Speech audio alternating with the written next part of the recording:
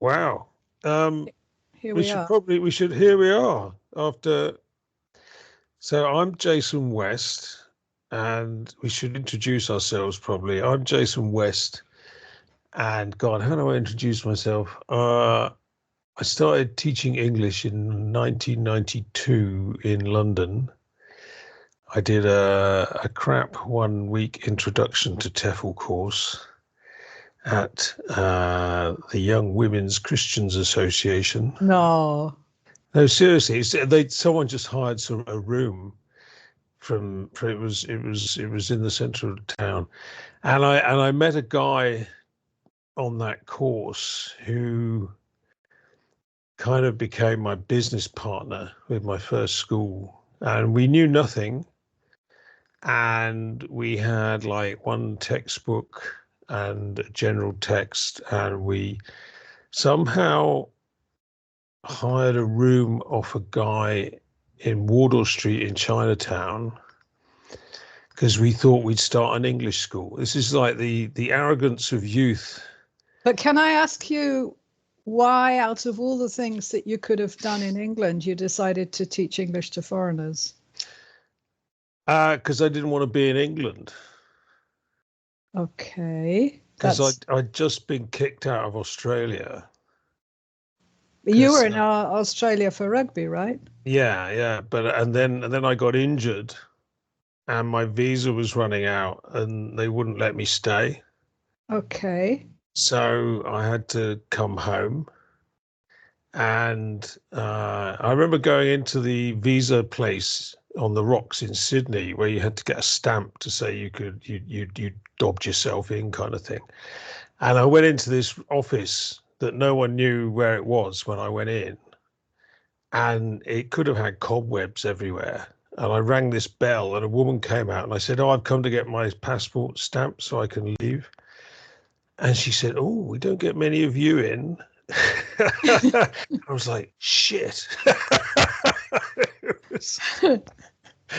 So I came back, and then I thought, I don't want to be here. I don't want to be in the UK. I haven't finished traveling. How am I going to keep traveling? I'll learn how to teach English, and then I'll go and travel and teach English and earn some money on the way around, which is what millions and millions and millions of people have done. Yep. That's the fundamentals of the, TEFL industry. Right.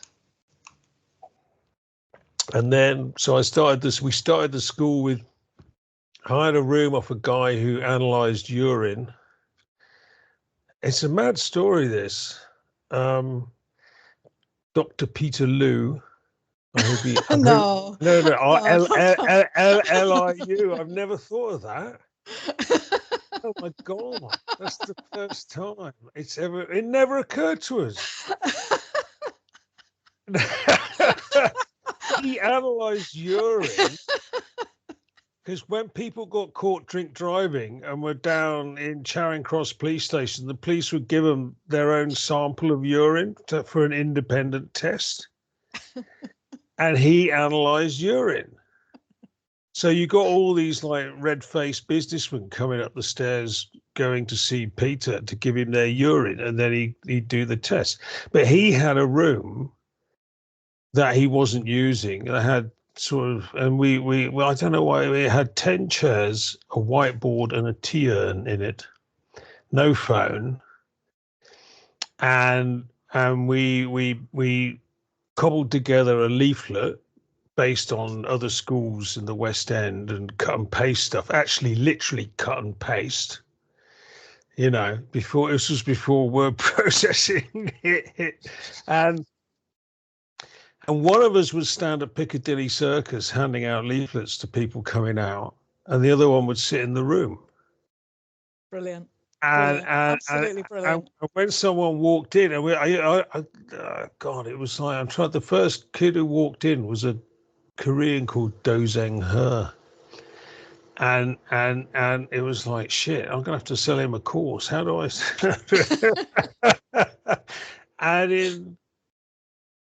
and I didn't even have a phone. My business phone was the public call box in Gerrard Street, round the corner. Outgoing calls only. and in that was 92, and by the middle of 94, we were British Council accredited and had most of the building. Unbelievable. And then I set off traveling around the world selling my school or our school, because when you become British Council accredited, then you can put your brochures in all their libraries and offices around the world, and then you can hop on a plane and go and see people. And what we did, it was called Leicester Square School of English, and we taught at the start. I mean, we used to teach badly and then get drunk with the students. It was like we were 25, you know, and we had Soho on our doorstep. And it was madness. It was complete lunacy. And we had a hell of a time and met some great people. But I remember thinking, like, we're not like other schools where the youngest guy's doing this. There's all these accredited schools, they all look the same. They all have the same brochures or full color A4, blah, blah, blah. And I thought we need a different identity. We need to mark ourselves out. And so I managed to get Central St. Martin's College of Art and Design, which is one of the world's premier art and design colleges. I got hold of a guy there and we put 500 quid up, which was a lot of money in those days, as a prize for third-year design students to design our brochure and branding. And they came up with an A5 landscape duotone brochure. And the centerpiece was a grainy image of Brick Lane with all the Indian restaurant signs. And that, I am pretty damn sure that is the first time Cool London was put in a brochure promoting London. And this was just before Britpop and all of that shit. Have you still got a copy that you could show? I don't know. Good question. I'm crap at stuff away. I'd love to see that. Yeah. And it was a great brochure. And what used to happen, and when it went out and I'd post it out and go and see people and give it to them, like most people selling English schools would go to British Council offices and go and see the director in the office because they wanted to meet the head geezer. I never did that, right? I used to walk in unannounced to the library, say, "Oh, hi, I'm Jason from Leicester Square School of English in London. You're on your list. Do you get anyone who comes in here who's got, like, you know, funny haircuts, pierced nose, earrings, stuff like that?" "Oh, yeah, we get some of them." "Okay, well, they'd really like us." And they go, "Okay." And I give them the brochures, and people would turn up at the school with the brochure from all over the place. And when I said, "Why did you choose us?" And they'd say, "Well, I wrote to 10 different schools, got brochures sent and information, and they all look the same, and I didn't know which was a good one and which wasn't. And then I saw your brochure and I thought, oh, they look funky." and that's how we got. So we got this great group of people who were into having a good time and learning English and hanging out in London. And that's how we got going. So that's me. Now and then obviously, you know, other things happened. It was very successful, blah, blah, blah, blah, blah. We were described as the enfant terribles of ELT. We caused a lot of shit. I was the first person, or we were the first people to have a video at the ARLS conference where everyone meets agents. I remember struggling in with a big cathode ray TV and plonking it on the table. And people used to meet agents, like speed dating, for 2 or 3 days and do all their deals for the next year. And everyone had nothing on their table but some brochures. And when I walked in to the Metropole Hotel in Brighton with a massive television and plonked it on the table, you should have seen people's faces. It was amazing. And the guy who did the video is a mate of mine who's a film director now, Wow. John Hardwick, and he shot the video. And it was, and we did nick some music because we knew it wouldn't go very far, but it had like Blur, and it had some cool music on it, and we played it, Amazing. and we played it over and over again in this massive room, and I think most people in there hated our guts. Yeah, amazing. This is it. This is really it. Blow their minds. So then after that, when I fell out with my business partner eventually, and that's a long story, but there is a recurring theme there in my life. And then I got to what, year 2000, 2001, and I was in a bit of a mess, difficult stuff. And I hired a little room with no windows in a serviced office space off All Saints Road in Notting Hill, because I live near there. And I thought, what do I do now in my life? And I thought, well, I could start an English school because I know how to do that, and I've done it successfully. And then I thought, yeah, I could do that, but do I want to do it the way I've done it? Because everyone does it the same way. Everyone is CELTA trained, Delta trained, communicative method. And in my mind, I said, but it doesn't really work. Because I'd seen students from all over the world come to my school that taught like everyone else. And, you know, they come in, placement test, interview, grade them, stick them in a class at the appropriate level. And in 12 weeks, 24 weeks, their speaking had not improved very much. So to my mind, it didn't work the way that everyone taught.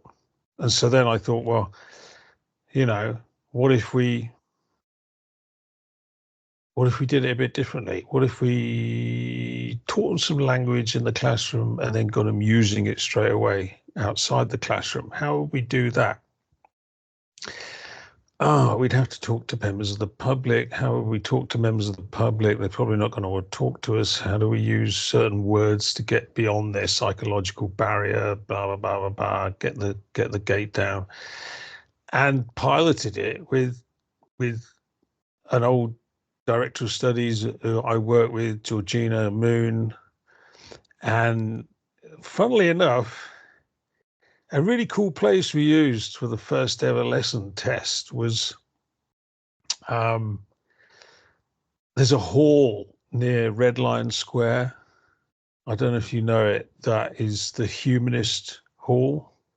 No. And it's a famous venue for political speeches, and interesting innovations have been announced there. Mm-hmm. And I forget the name of it. I can look it up, but it's very famous. And we had a little room in a turret up some winding stairs, and we taught we managed to recruit some students we knew from other places, like non-English speakers who wanted to improve. And that was the first EOT lesson there. And we took them out, and then we, over the next few years, or year or two, we figured out how to systematize it, maintain the quality of the experience by going outside and doing all of that. And that became English Out There. So there you go. That's my long introduction to me. Sorry about the length of it. No, that's mine is simply that when I came to Italy, I didn't really know what I wanted to do. Oh, you're Caroline Swinton, though, aren't you? Yeah. I didn't say that. Yeah, you're right. So yeah, my name is Caroline. I'm Caroline Swinton. I'm English. I was born and I grew up in London.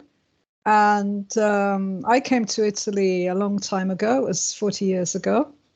And as I said, I didn't really know what I wanted to do when I got here, but I had a sort of a kickstart with friends of mine. Because I knew a lot of people here. And in fact, I chose to come to Rome rather than Milan. I had friends both in Rome and Milan, but when I was quite young, or like I felt very young, And so I wanted to have fun rather than immediately get into work seriously. So that ruled out Milan, because you go to Milan if you want to get into work seriously. And I came to Rome to have fun, and I did have fun. And I also was able to work for a few months with friends of mine who made jewelry, but not like, real jewelry, sort of silver and semi-precious stones, that kind of thing. Mm-hmm. And I'm not very good with my hands, and so I wasn't much good, but they just showed me what they needed me to do, and I managed it. And I did that until Christmas that year. From September, I had 3 months. And in that time, I also had somewhere to stay with friends. I came down in a car, so I was free to get around and look for other work. And in the end, I found a job with a travel agency selling study courses in England for Italian kids. And that was actually challenging, because I had left England because I didn't want to be there. So I found it really hard to say, how wonderful it would be for everybody to go there. I was trying to get away. So you became an agent? For a while, yeah.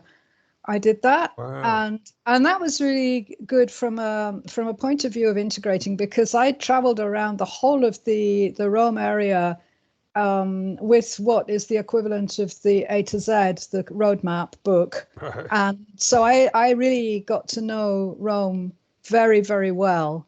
And that was useful, because I was really keen on integrating quickly and speaking Italian as well as possible quickly. Yeah. It was important for me. And so now that I'm involved in helping people improve their English, I can really relate to them. And I've been through the whole thing myself in Italian, in another language. So I really know what they're going through. Mm-hmm. And that's nice. And anyway, so, I think about 99% of English-speaking people in other countries do end up doing a little teaching at some point in their life. I can't imagine anyone who doesn't. I mean, it's obvious. So I did that. And I, at the time, I went to people's homes. I helped kids. I didn't like it. I didn't like it at all. So how long ago is this? This is like 40 years ago you started teaching. Yeah, teaching. I wouldn't call it teaching, really. And because I was just helping them with their homework and that kind of thing. Or I didn't. That's probably better than teaching. Well, I didn't. I mean, I learned my English grammar from Italian school kids, because they do a lot of grammar at school, and that's where I learned my English grammar. They do a lot of Italian grammar. They do Italian grammar and English grammar. They're Italian grammars. Yeah. And they don't do Latin. Well, I did Latin at school, which was, in fact, actually quite useful, I must admit. I mean, you must be one of the few people because you can say that. Well, yeah, because I also studied German, so I mean, I like the logic of things. Mm. So it's okay. It's all okay. It all goes in to the mixture. And then at some point I kind of decided that I knew more or less which way I was going to go. So I did a private course to become an interpreter. Right. I got a job as a translator for an embassy. And I had a lot of different jobs, a lot, short ones. And I went freelance, like after a long period of doing different jobs, and then I did the CELTA course as well. I think I scraped through it. I don't think I did very well, right? Because I didn't like it. Already, I didn't like it. So right. I knew there was something wrong with the whole thing, but I didn't know what was wrong with it. I had no idea. I just felt. So you didn't know why you didn't like it. Exactly. I mean, I really enjoy one-to-one teaching, or couples as well are great, because the dynamics between them are often very stimulating. Mm-hmm. But I'm not good at groups. I don't feel comfortable doing groups, and certainly not big ones. Right. I like to be able to kind of monitor and encourage different moments with individuals so that they can, when there's that flash, or when there's a problem, or it's like it's easier for me to deal with people on that level. So then after having done the CELTA, I felt like, okay, now I'm a qualified teacher, whatever that means.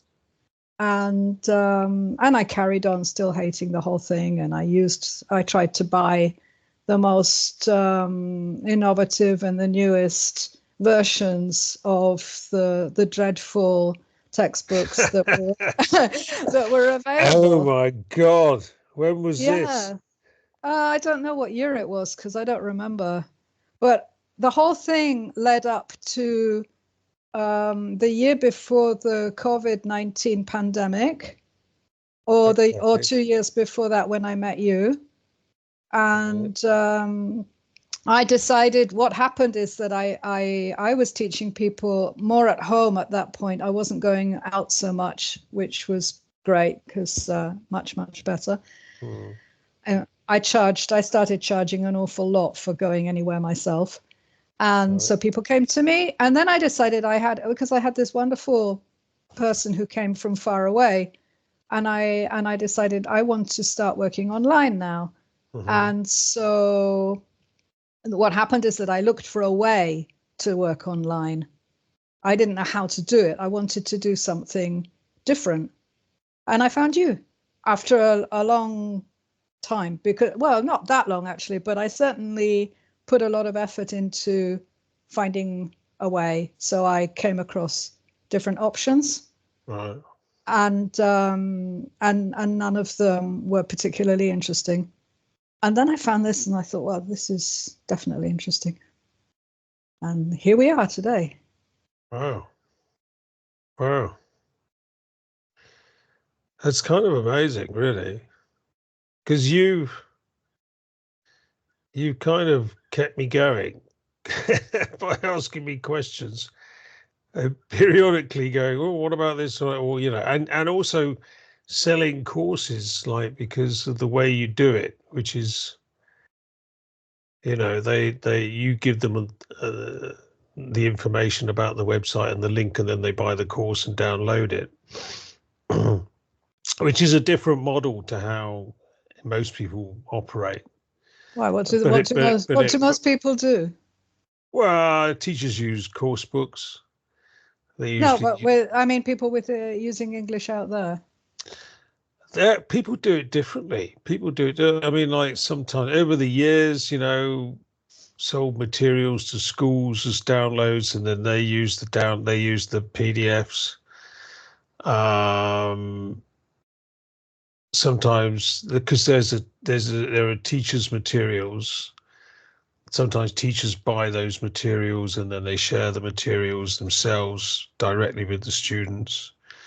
But your way works really well, and you've worked out a system that works, and One thing that I find really, really important is the fact of putting your motivation into practice. It's like, if you are telling me you want to learn English, then you've got to do some things. And we will talk about that later, because you have a lot to say about that.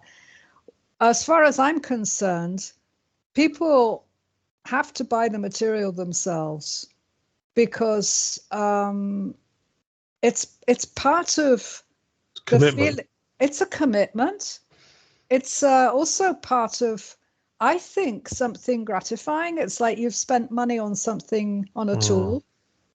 To me, it's a means to get somewhere, and you have it, and I think it's much nicer to own it rather than to be shared it. You have your own material. You choose the lesson you want. I think that's an interesting thing psychologically, in the mind of a learner, because I've done various things over the years, and sometimes help people, and done stuff like giving them a free course or something like that. And when something's, I mean, there's reams of psychology on this, but when something is free, it has a perceived lower value in the mind of a human being. And so what you're doing is saying, look, this is the course we're going to use. You need to buy it. Then that adds value to the material that then they purchase, and because of that transaction, it adds that value and verifies the value of the material. And then they take the material seriously, and they have you guiding them. I mean, so it's an interesting thing. Yeah, also, if you think about it, when I am contacted by somebody, generally speaking, what happens is that I try and arrange a meeting so that they can see me, hear me, and I can explain the method. So I show them one example of a lesson on from a PDF, and I show them this level, like all the levels. In this particular case, it's got, like, for example, 154 pages. So you multiply that by 6, the 6 levels. It's a lot of material. Plus, thanks to Jason, I can give you a discount. So, I mean, really, we're talking about a price that is the same price as what you would pay for just one level. So it's like 6 times cheaper. Yeah. And it's something that you can use even if you're not going to work with me, or even when you start working with me. It's something that I can show you how to use, and it's of extreme value. It's which is brilliant. An interesting point in itself. I like the fact you said even if you don't work with me, or when you stop working with me. Yeah. Because you've said to me a number of times over the years we've known each other that you like turnover. Exactly. I do. Pardon me. You don't want to hang on to people. You want to get them going, give them the structure, let them become a self-organized learner based on that process, and let them go. And that is exactly what I've done. I've experienced over the years doing this, and often at the end of working with someone and it comes to an end, I say, look, so you know how it works now? And they go, yeah. And I go, can you replicate? Can you keep doing it? Do you know the system? And they're like, yeah, absolutely. So what you're doing and what you've vocalized is turning someone who previously was highly dependent on a teacher, inverted commas, into an autonomous learner. Yep. Exactly. Which is not a great business model. Well, okay, but if you think about the number of people who need to improve their English, I don't think it should be a problem. No, I agree completely. And that's kind of... Even just in Italy. I mean, how many people live in Italy, and how many of them are of English learning age? Everybody from school children up to even anyone who's working, for sure. Which goes, I've always had this in my mind, is like pricing, effectiveness, combination. And I've had the guy who built the first English Out There website, who built the first website I ever did in 1994 for Leicester Square School of English, Zach. Lovely guy, clever guy. He said to me, he contacted me a few years ago and said, oh, I've been on your website. I hadn't spoken to him for years. And he said, oh, it's really good. Your stuff's really good. It's really good. I can see it works. You've got some great evidence. It's too cheap. He said, you need to put the price up, because then it doesn't have the perceived value of what you're actually producing. And I went, Zach, I can't do that. I can't do it, because I don't want to exclude someone from making this transition. Yeah. Because I've all my life, I've hated this kind of premium exclusivity, call it what you will. around the teaching of a language. Or teaching of anything at the moment. Something else that I wanted to talk to you about, maybe in another episode, is coaching. Coaching is something that has become incredibly fashionable and very expensive to get certification for. I think we mentioned it on the phone the other day. Yeah, you did. Yeah, because you were looking at it, weren't you? Yeah, absolutely. Because it's my kind of natural approach. When I was telling you I like working with people individually, that's where that comes into play. Because you're using and you use the word yourself before, psychology, a lot. To be able to understand where they're coming from, what they need, what they're afraid of, everything. And so, yeah, I mean, I agree. It's great to be able to offer something that is affordable and something that everybody can share as well. Once you buy it, you can use it with a partner, with a friend. It's not a problem. And not make it exclusive, because there's no reason for why English should be exclusive at all. So yeah, but it has been. Have I told you the story of when was it? About 1999. Because of my first school, I became known as a sort of, I don't know, what's the word? Like someone who was good at marketing, okay? Because I created something that was completely different to everything else and was very successful. And so I knew a lot of people in the industry and at the British Council and stuff like that. And the British Council asked me to look at how they were promoting the English language globally and write a report with some recommendations, right? And oh God, I've got it. So I must have it somewhere. Maybe it's on that old hard drive I found. I've been going back looking at stuff on the going, oh fuck. And I said to the guy who hired me at the British Council, he was one of the top bods there in Spring Gardens, right? I said, so like if I do this, I want access to everything. Like no one, I can ask questions of anyone. He went, yeah, okay. And I started digging. And I remember a conversation very, very vividly with a guy in his office in Spring Gardens. And he was the global director of all the English language centres that the British Council run. Okay. And I think at the time there maybe were 100 around the world, something like that. And I sat in his office and having a chat with him. And I said, so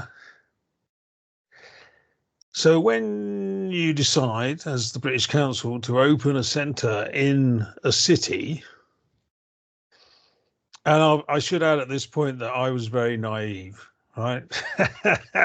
I was horribly naive. My impression of the British Council was, oh, these people are here to spread the language and do good shit, and everyone's welcome, right? and like I sat there, I said, so when you go into a new city, how do you price it? How do you price your course? And he went, much to my surprise, he went, oh, that's easy.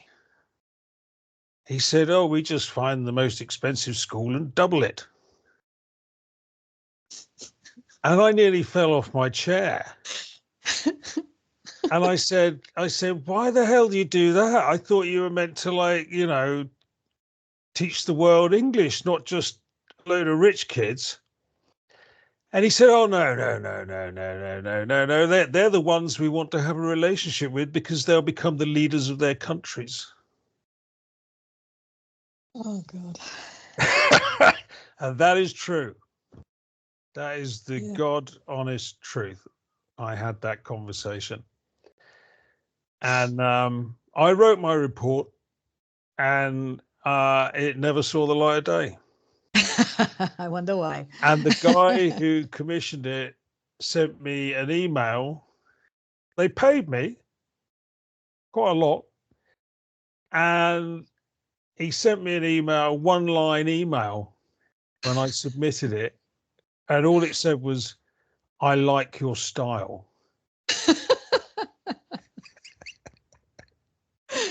Amazing, really amazing. So yeah, I'll try and dig it up. I don't know if they've got copyright, but it might be interesting. Yeah, but I mean, it's. I think it's really like it's good to look forward. We've got, the world in front of us with so many people able to, like you say, it's transformational, to transform their lives. And I'm really keen on doing that with as many people as I can manage, because I really enjoy them. It's so gratifying. It's so wonderful being a channel and being able to let people move on and not worry about, the past and how much time has been wasted and how much money has been wasted and how much, That's the best thing. That's what kind of one of the reasons I kept doing it. Like in lockdown. Yeah. And I thought, and I hadn't taught anyone for a long time or helped anyone. And I thought, well, I've got lots of time. What am I going to do? And then I just thought, I'll just prove to myself again that this works. Mm-hmm. And then I put messages out going, opportunities for 5 free 10 sessions with me, 5 people. And that's when I got, the guys in like Wendy in Wuhan. That was great. Getting someone in Wuhan during the pandemic. Brilliant. Love Wendy. God, what a woman. And Van in Vietnam, and Emerson in Sao Paulo, and Peter in Tanzania, and your student, you introduced me to Claudia, yeah. And that really was an amazing thing, because it like you said, it was like, and I deliberately advertised it as, I want people who've tried for a long time and still can't speak. Because I've done this a few times, is like, I want people who are about to give up. Right. I want the hopeless cases. Yeah. Come and have a chat. And then when it works, and it always does, it's lovely, isn't it?